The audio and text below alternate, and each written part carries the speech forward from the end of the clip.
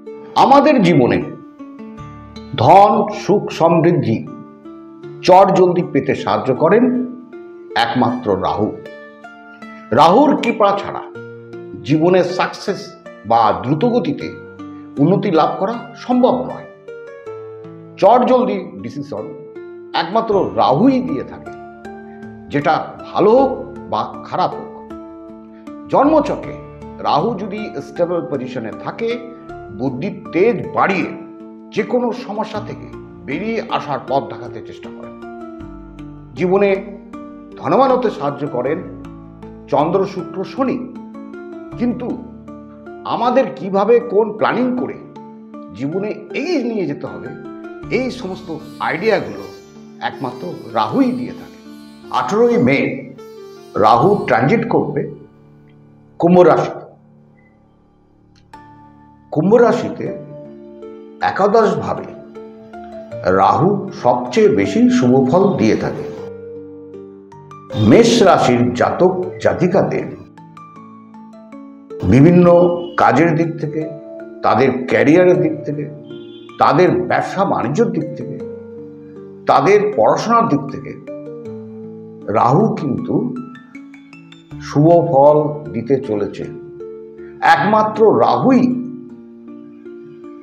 Successful আইডিয়াসগুলো দিয়ে থাকে।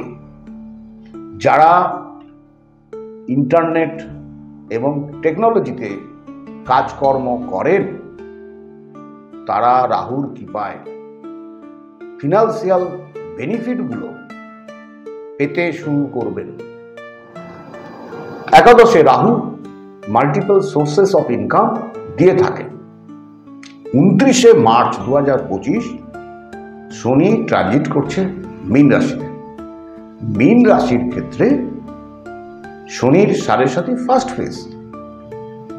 এই সময় শনি কিন্তু আপনাদের কিছুটা নেগেটিভ ফল দিয়ে থাকবে। আপনি একজন অ্যাক্টিভ মানুষ হয়েও আপনি কিন্তু লেথার্জি ফিল করবেন।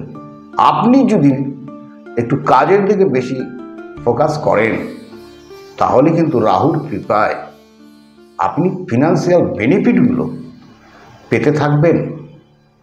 যাদের জন্ম রাশিতে বা জন্মক্ষণে যে টাইমে আপনি জন্মগ্রহণ করেছিলেন, সেই টাইমে আপনার বার্থ চার্টে যদি শনি স্টেবল পজিশনে থাকে, তাহলে কিন্তু শনির 7.5 তেমন একটা নেগেটিভ ফল কিন্তু আপনাকে ভোগ করতে হবে না। আর যদি অশুভ থাকে, তাহলে আপনাকে নেগেটিভ ফলগুলো আপনি পেতে থাকবেন। যেমন আত্মীয় পরিজনদের কাছ থেকে মনোকষ্ট, পারিবারিক সমস্যা, অর্থনৈতিক সমস্যা, কর্মহানির সমস্যা, কর্মক্ষেত্রে আপনার সমস্যাগুলো থাকবে, ল লিটিগেশনের সমস্যাগুলো আসতে পারে। এদিক থেকে আপনি একটু সতর্কভাবে থাকবেন।